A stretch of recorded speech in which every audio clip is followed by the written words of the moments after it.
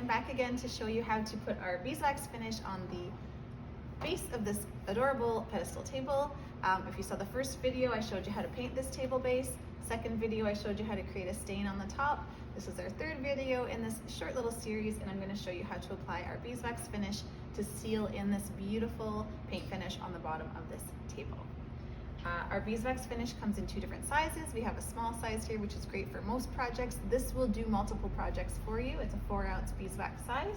We also have it in the Mama Jama 16-ounce size. We use this one for when we're hitting up lots of projects. So I'm going to use this one because we are painting and waxing stuff here in our studio all the time.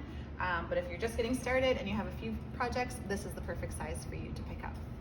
So after we painted this table base in Evelyn from our Mango paint line, of course, we did 2 quick coats on it, and then we gave the whole thing a really light sand. So we used a sanding sponge, our fine sanding sponge, went over the whole thing, so this actually feels like super soft, smooth as butter.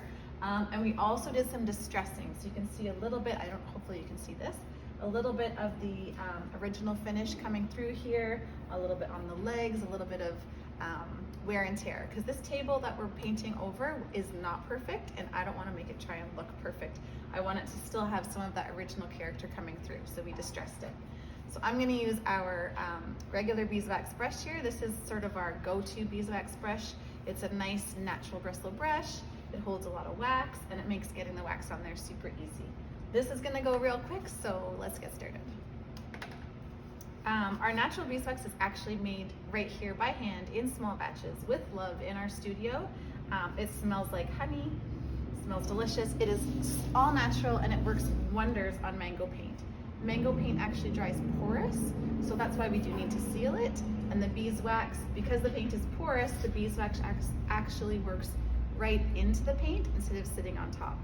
So I'm just going to get a little bit of wax here on my brush, hardly any, and I'm going to apply it onto any of areas that I've painted. Hopefully this is showing up on screen. So you can see how easy that is to get on. And then I just want to take a t-shirt rag, literally any old t-shirt, and rub off any excess wax. So when you're doing this, it's actually buffing the wax right into the paint and sealing up your project. That's it. It's beautiful. It's finished, done. So I'm going to carry on here and get on the base of this. A nice thing about applying the wax finish is that it's really, really foolproof. I can put it on here, I can put it on this way, I can go in any direction, and it doesn't, the results won't show. So you don't have to go with the direction of the grain of the wood. You can just apply it in any way you want, and then use your t-shirt rag to buff off any excess. When you wipe the excess off with your rag, you want to just sort of wipe until the piece doesn't feel waxy anymore. So right here, I'm rubbing my fingers on this, and I just wax this. It's dry to the touch, so it shouldn't be feeling waxy. If it is, you've got too much wax on there. And that's it. It's really that easy peasy. I'll keep going here.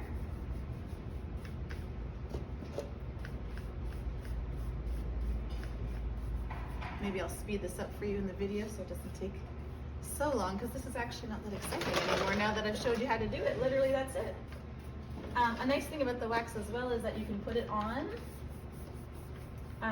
You won't see any start and stop areas. So if I did this right now, but I had to walk away, and later I couldn't come back and do this, you know, like my kids called or whatever happened, you won't see where I started and stopped. So you can see right now the start and stop.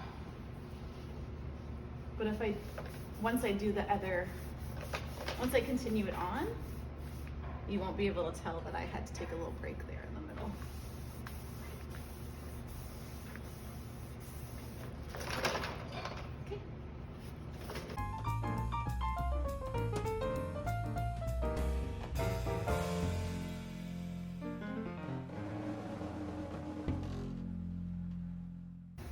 Okay, so I finished the pedestal base.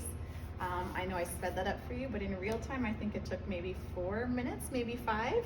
Now I'm just finishing up the skirt here, which again, you can see is going on quite quickly. When you sand your piece or distress your piece after painting, the color will dull slightly, but as you can see, as I'm applying the wax, that original beautiful color is coming right back to life, and it's even adding a little bit of sheen.